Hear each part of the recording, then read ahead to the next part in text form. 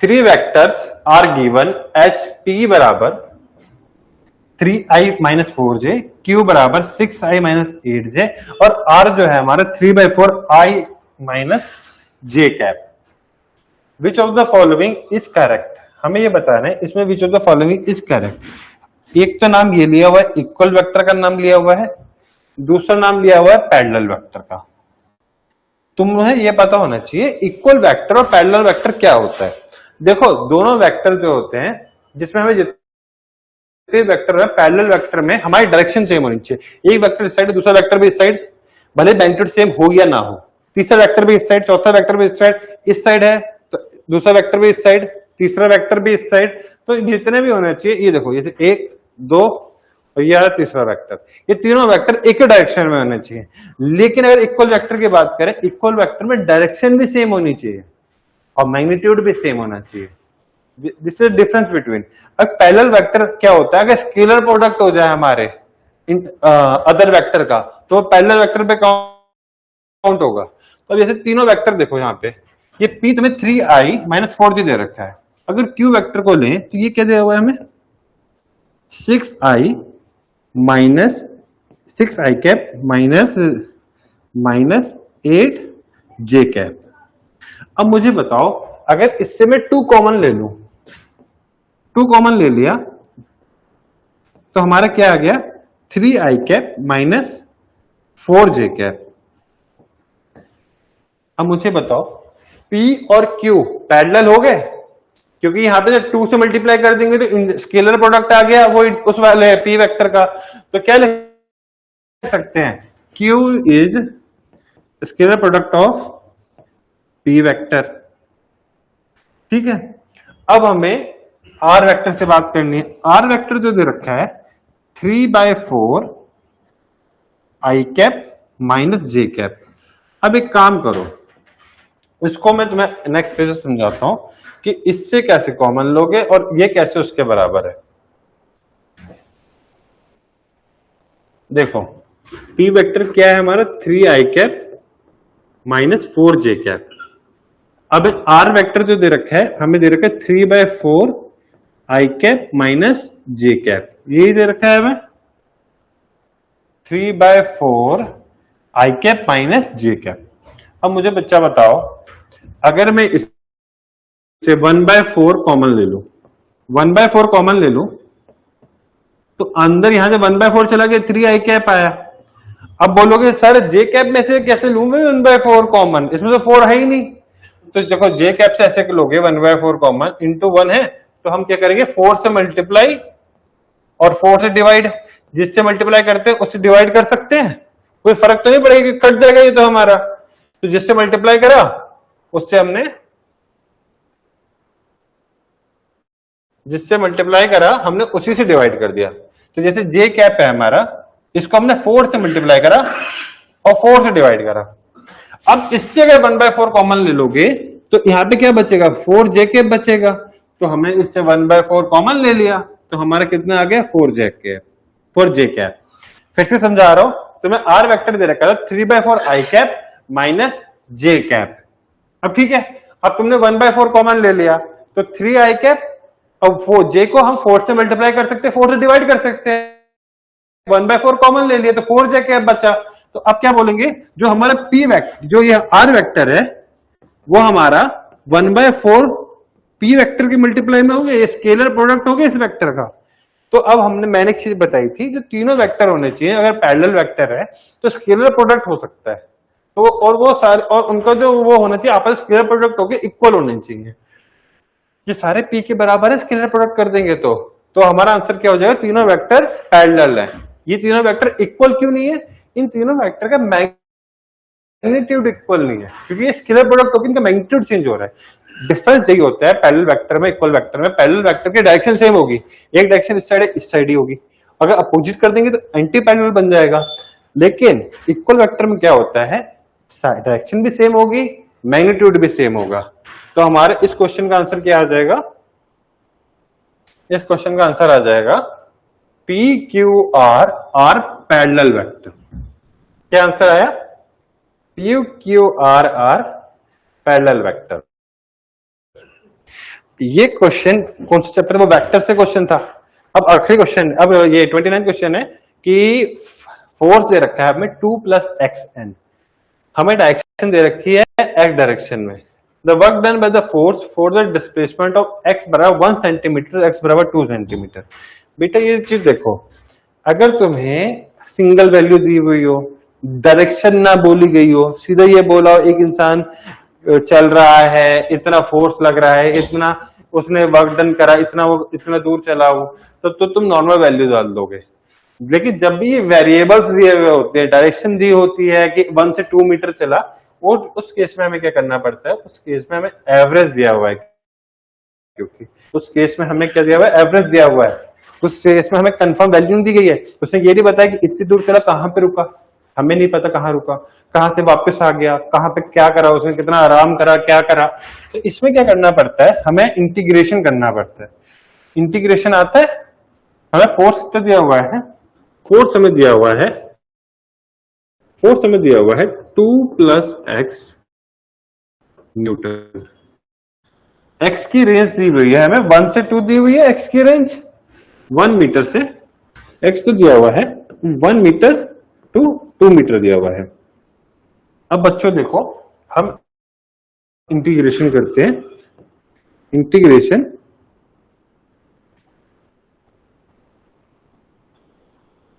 df by dx, x के respect में करेंगे। अब देखो 2 + x बाय dx। अब मुझे एक बात बताओ,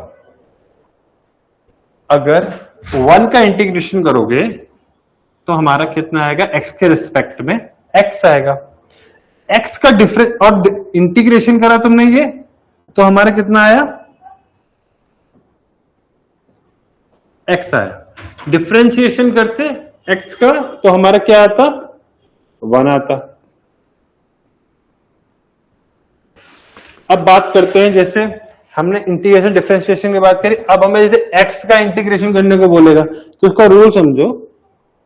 अभी पावर कितनी है x की, या कुछ नहीं दी, तो 1 पावर है, तुम एक पावर 1 में ऐड, 1 प्लस होता है पावर में, और वो पावर जितनी ऐड होके आएगी वो नीचे आ जाएगी, ये से 2। तो x का कैसे होगा, x²/2, अगर हम x का इंटीग्रेशन करेंगे।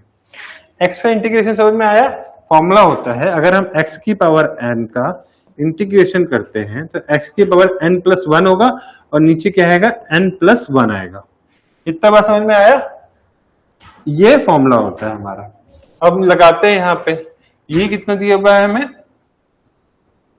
ये हमें दिया हुआ है 2, तो हम 2 का करेंगे तो 2x आएगा, क्योंकि हमने क्या बताया, साथ में 1 जो है उसका क्या इंटीग्रेशन करते तो x आता है, और इसका करके x का तो पावर एक ऐड हो जाएगी ऊपर, x²/2 आएगा।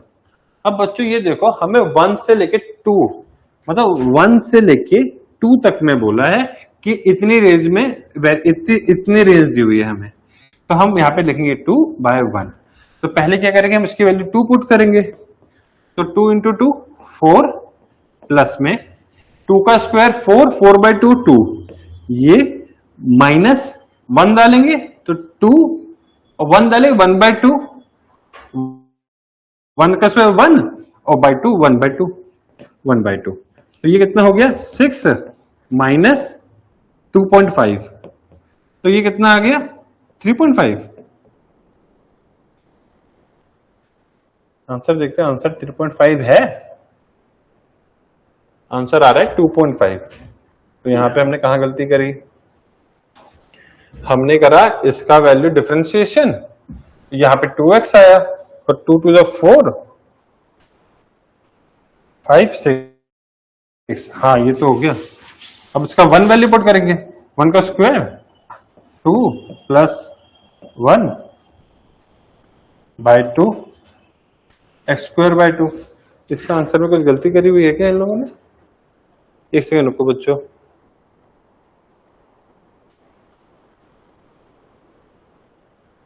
इसका आंसर शायद गलत दिया हुआ है बच्चों, क्योंकि इसमें हमने कहीं गलती तो करी नहीं है। ये देखो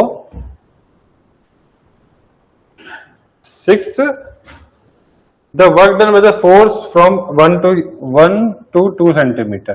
तो इसका आंसर देखो, ये हमने यहाँ पे इंटीग्रेशन करा, 2x करा प्लस में x स्क्वायर बाय 2 करा, तो हमें 2 की वैल्यू डाली 2 + 2 4 और x square 2 to the 4 by 2, तो 2 x + 4 2 और यहाँ पे 1 की वैल्यू डाली और 6 में से 2.5 माइनस करेंगे तो आंसर हमारा यही आएगा। हाँ, यहाँ पे 1 2 + 1 by 2, तो 2 4 + 1 5 by 2 और 2.5। हाँ 2.5 तो 3.5 आंसर आएगा। आंसर यहाँ पे गलत दिया हुआ है, उसका आंसर होगा 2.5 3.5। ठीक है, आखिरी क्वेश्चन देखते हैं। ये क्वेश्चन समझ में आ गया ना? इसमें क्या करना है, फोर्स जो रखा है 2 + x दे रखा है, x एक्स साइड में work done by the force जो होगा 1 मीटर से 2 मीटर से, तो हमें इंटीग्रेशन करना पड़ेगा। इंटीग्रेशन करके सॉल्व करेंगे तो हमारा इसका आंसर ये नहीं होगा, इसका आंसर यही होगा, क्योंकि 6 - 2.5 कितना हो गया 3.5, तो आंसर सिंपल सा वही आ जाएगा। और क्या आएगा? अब 10th क्वेश्चन देखते हैं।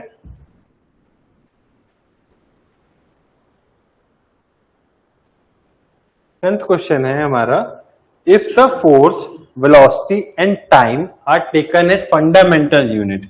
पिछले क्लास में 7 फंडामेंटल यूनिट बताई थी मैंने तुम लोगों को कि 7 फंडामेंटल यूनिट कौन कौन सी होती हैं? Mass, length, time, temperature, amount of substance और ल्यूमिनस इंटेंसिटी। ये सारी तुम्हें बताई थी मैंने, तुमने याद करी, घर जाके पढ़ी। अब यहाँ पे क्या हुआ है कि एफवीटी अगर हमारा फोर्स वेलोसिटी टाइम हमारा फंडामेंटल यूनिट दिया हुआ है, तो हमारा डायमेंशन ऑफ मास क्या होगा? देखो इस क्वेश्चन को अप्रोच करने की तरीका देखो। इस क्वेश्चन में बच्चों को ये नहीं पता लगता अप्रोच कैसे करना है। देखो क्वेश्चन में दिया हुआ है एफ फोर्स, वेलोसिटी और टाइम, और हमें निकालना है मास की, हमें निकालनी है मास की। फोर्स क्या होता है? मास इंटू एक्सेलरेशन होता है। एक्सेलरेशन क्या होता है? चेंज इन वेलोसिटी अपॉन में टाइम होता है। अब इसकी जगह वैल्यू पुट कर दो, mass into change in velocity upon में टाइम, ये फोर्स हो गया हमारा। अब हमें मास की निकालनी है, तो एफ वी नीचे चला जाएगा, वी और ऊपर टी, ये हो गया मास की। अब इसको क्या करोगे, v को ऊपर लिया तो f की पावर कितनी है 1, v की पावर कितनी हो जाएगी -1 और t की पावर कितनी हो जाएगी 1, तो ये आ गया मास।